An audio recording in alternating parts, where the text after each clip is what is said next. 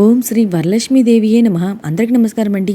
మన ఛానల్లో ఆల్రెడీ వరలక్ష్మి వ్రతం రోజున పూజ ఎలా చేసుకోవాలి, ఇంకా కలశం ఎలా పెట్టుకోవాలి, అలాగే పూజకి ఏమేమి సామాగ్రి కావాలి, ఇంకా పూజ గురించిన ప్రతి సందేహం కూడా మన ఛానల్లో ఆల్రెడీ వీడియో అయితే ఉందండి. వీడియోలు అయితే అప్లోడ్ చేసి ఉన్నాయి. ఇంట్రెస్ట్ ఉన్న వాళ్ళు ఒకసారి చూడండి. ఈ వరలక్ష్మి వ్రతానికి సంబంధించిన అన్ని వీడియోలు అయితే అప్లోడ్ చేసి ఉన్నాయి. అదేవిధంగా వరలక్ష్మి వ్రతం రోజున ఉద్వాసన ఏ రోజున చెప్పుకోవాలి, ఏ విధంగా చెప్పాలి, పూర్తిగా అయితే ఈ వీడియో తెలియజేస్తాండి. మనకి ఈ సంవత్సరం ఆగస్టు 21వ తేదీ అంటే రేపే వరలక్ష్మి వ్రతం అండి.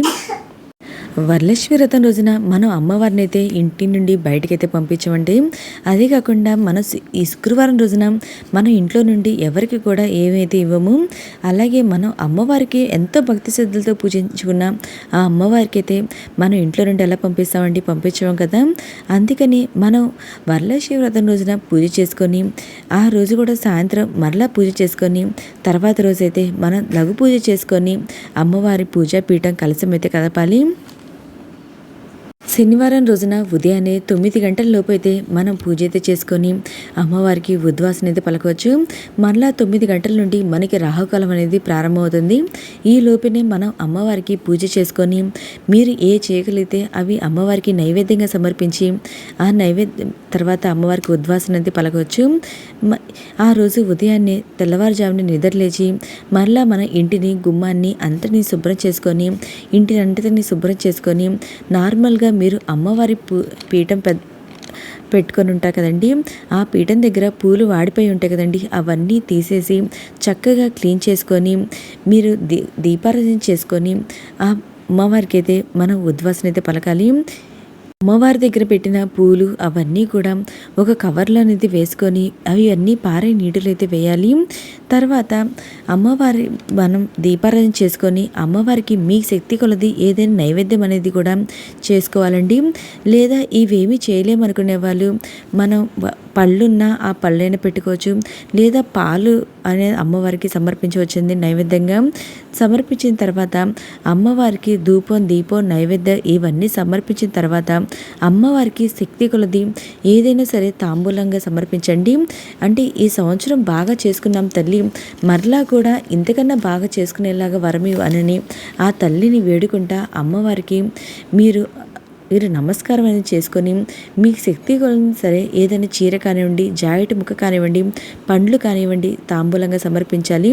తాంబూలం అంతా సమర్పించిన తర్వాత అమ్మవారికి మీరు ఉద్వాసన మంత్రం అయితే చెప్పుకోవాలండి. ఉద్వాసన మంత్రం నేను డిస్క్రిప్షన్లో అయితే ఇస్తాను. ఆ మంత్రం చదువుకుంటా మీరు అమ్మవారికి ఉద్వాసన చెప్పుకోవచ్చు. ఉద్వాసన మంత్రం చెప్పుకున్న తర్వాత అమ్మవారిని కుడివైపుకి నుంచి ఎడం వైపుకి 3 సార్లు అయితే కదిలించాలండి. కలశం పెట్టుకున్న వాళ్ళైతే 3 సార్లు అయితే మీరు కుడివైపు నుండి పైకి ఎత్తి అలాగే మీరు 3 సార్లు అయితే అమ్మవారి కలశాన్ని అయితే కదిలించాలి. ఇలా కలశాన్ని కానివ్వండి అమ్మవారిని కానివ్వండి కదిలించాలండి. తర్వాత అమ్మవారి ఫోటో కూడా అలాగే కదిలించాలండి. కలశంలో వేసిన వస్తువులను ఏమేం చేయాలి, కలిసిన కొబ్బరికాయని వీటన్నిటిని ఏం చేయాలో ఆల్రెడీ మన ఛానల్లో వీడియో అయితే ఉందండి, ఒకసారి అయితే చూడండి. లేకపోతే మరలా ఇక్కడ ఒకసారి తెలియజేస్తాను.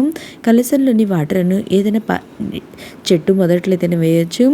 ఇంకా కలశం మీద కొబ్బరికాయని మన ఇంట్లో పగలు కొట్టేసి ప్రతి ఒక్కరు కూడా నైవేద్యంగా తినవచ్చండి. లేకపోతే మనం గుమ్మానికైనా పెట్టుకోవచ్చు ఈ కలశం కొబ్బరికాయని.